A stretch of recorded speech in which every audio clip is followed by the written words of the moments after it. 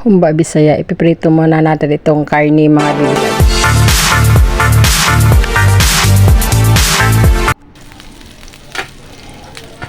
At igisa na natin ang ating bawang at sibuyas. Huwag kalimutang i-like at i-subscribe ating channel mga bibilabs.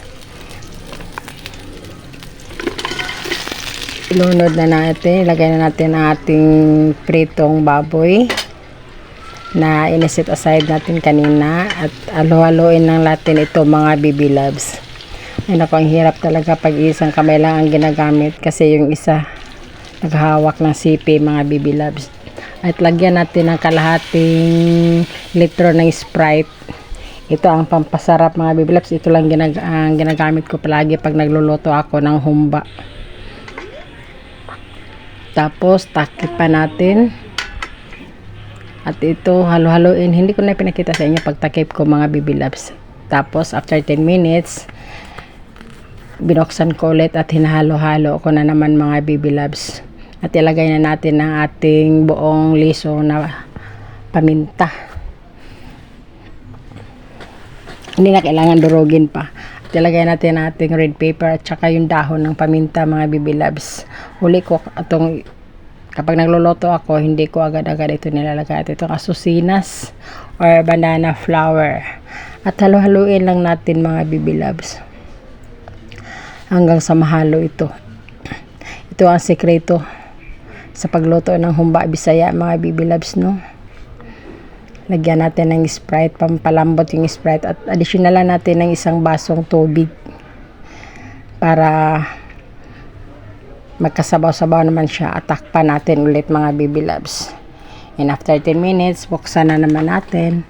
Lagyan natin ng suka. Itansya lang natin mga bibilabs. Ayoko kasing may maraming suka yung yung humba ko. Tsaka itong soy sauce.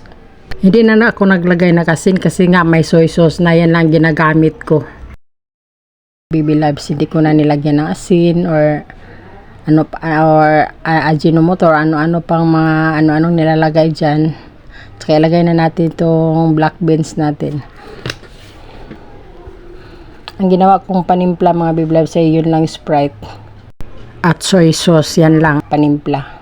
Hindi na ako naglagay ng asin at saka yung mga seasoning dyan, hindi na.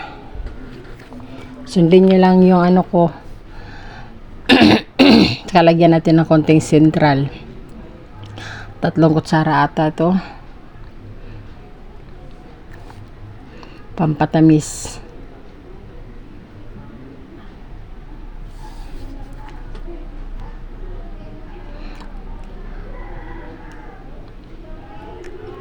Unti-unti na siyang pumupula mga bibilabs, natakam na ako. Nagutom na ako sa luto ko.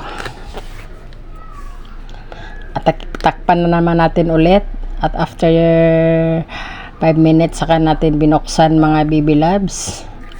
At tinitingnan. At nilagyan ko nga pala ito ng yelo para pampalambot. Dagdag pampalambot. Sa bagay, yung Sprite kanina, pampalambot na yun. Pero dinagdagan ko ulit ng yelo para mas lalong lumambot yung karni natin. At ito na ang lutong mga bibilabs. Tingnan nyo. Ayan na. Kainan na mga bibilabs. Ang sarap sa humba Bisaya.